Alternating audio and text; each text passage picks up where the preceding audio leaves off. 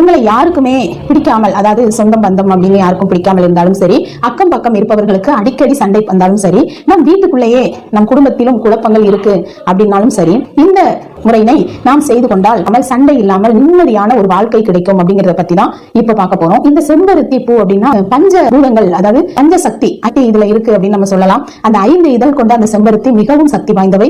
சிவந்த கலர் உள்ள அந்த செம்பருத்தி மிக அற்புதமாக வேலை செய்யக்கூடிய அந்த செம்பருத்தி செடி நம் வீட்டில் இருந்தால் நமக்கு மேலே நாம சொன்ன அனைத்து விஷயங்களும் நன்மையாக வரும் அப்படிங்கிறது தான் இப்ப நம்ம பார்க்க போறது. செம்பருத்தி செடி அப்படிங்கிறதுக்கு நம்ம சொந்த வீட்டுல இருந்தாதான் வளர்க்கணும் அப்படின்னு கிடையாது. ஒரு தொட்டி, கொஞ்சம் பெரிய அளவில் ஒரு தொட்டி வாங்கி போட்டு இந்த செம்பருத்தியை நீங்க வளர்க்கலாம். ஏன்னா அந்த செம்பருத்திக்கு ஒரு தனி மகிமை, தனி சக்தி, கண் திருஷ்டியை போக்கும். சிவப்பு கலர் அப்படின்னாலே அது கண் திருஷ்டியை போக்கக்கூடியது. நம் வீட்டிற்குள் யாராவது கெட்ட எண்ணங்களோடு வந்தால் கூட இந்த மலர்ந்த பூவை கண்டு அவர்கள் மலர்ந்து நல்ல எண்ணங்களோடு நம்மோடு பழகுவார்கள் என்றுதான் அந்த காலங்களில் செம்பருத்தி இல்லாத வீடே இருக்காது அப்படின்னு சொல்லுவாங்க. அதே போல நாமும் இந்த செம்பருத்தி செடியை வைத்து